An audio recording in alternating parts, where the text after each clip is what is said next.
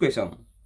What kind of books did Margie and Tommy read? Margie আৰু টমিয়ে কেনে ধৰণৰ কিতাপ পঢ়িছিল? উত্তৰ লিখিবা টেলিবুকছ মানে হৈছে ডিজিটেল বুকছ অৰ্থাৎ মাৰ্গী আৰু টমিৰ ওচৰত যিবিলাক কিতাপ আছিল সেই কিতাপবিলাক মানে টেলিভিজন স্ক্ৰীণত শ্ব' হৈছিল এতিয়া উদাহৰণস্বৰূপে তোমালোকৰ এতিয়া এই কুৱেশ্যন আনচাৰ ক্লাছটো তোমালোকে ক'ত কৰি আছা ফোন এটাত নতুবা লেপটপ এটাত নতুবা কম্পিউটাৰ এটাত নতুবা টেবলেটত কৰি আছা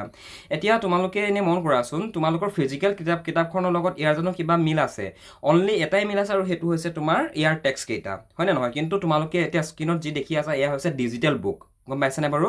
এতিয়া মাৰ্গী আৰু টমিয়েও ডিজিটেল বুকছ অৰ্থাৎ টেলিবুকছ সিহঁতি পঢ়িছিল সিহঁতৰ ওচৰত ফিজিকেল বুকছ তাৰমানে তোমালোকক স্কুলৰ পৰা যিখন টেক্সট বুক দিছে সেইখন তোমালোকৰ হৈছে ফিজিকেল বুকছ তো তেনেকুৱা ধৰণৰ বুকছ তেনেকুৱা ধৰণৰ কিতাপ মাৰ্গী আৰু টমিৰ হাতত নাছিলে যিহেতু এই লেচনটো সম্পূৰ্ণৰূপে এই লেচনটোক লিখা গৈছে তোমাৰ ভৱিষ্যত কালত হয়নে ভৱিষ্যতে আমাৰ শিক্ষা ব্যৱস্থাটো কেনে ধৰণৰ হ'ব এই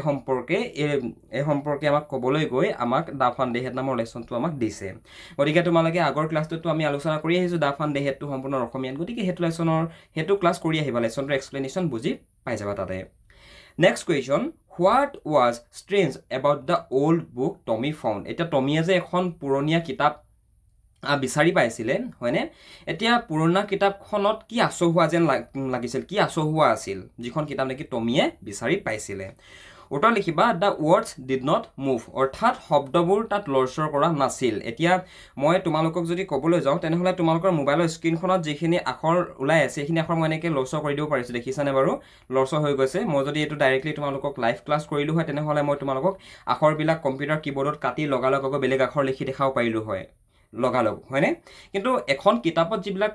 ৱৰ্ডছ যিবিলাক শব্দ যিবিলাক আখৰ প্ৰিণ্ট হৈ থাকে সেইবিলাক জানো আমি লৰচৰ কৰাব পাৰোঁ নোৱাৰোঁ নহয় হয় নে নহয় তো সেইটো কথাকে বুজাইছে যে কি what was strange about the book Tommy found টমিয়ে যিখন কিতাপ বিচাৰি পাইছিলে সেইখন আছিলে এখন ফিজিকেল কিতাপ তোমালোকৰ হাতত আজি যিখন কিতাপ আছে সেইখন হৈছে এখন ফিজিকেল কিতাপ আৰু সেই কিতাপখনত থকা যিবিলাক আখৰ সেই আখৰবিলাক জানো লৰচৰ কৰে তোমালোকে যদি বিচৰা কিতাপখনৰ মাজৰে 50 নম্বৰ পেজটোৰে তোমালোকে যদি বিচৰা 50 নম্বৰ পেজটোৰ বোলে মই কেইটামান শব্দ চেঞ্জ কৰোঁ পাৰিবা নেকি নোৱাৰা হয়নে নহয় তো সেইটো কথাকে ইয়াত বুজাইছে যে the words did not move মানে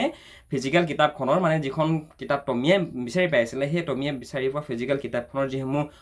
শব্দসমূহ লৰচৰ কৰা নাছিল একেবাৰে চিম্পল কনচেপ্ট হয়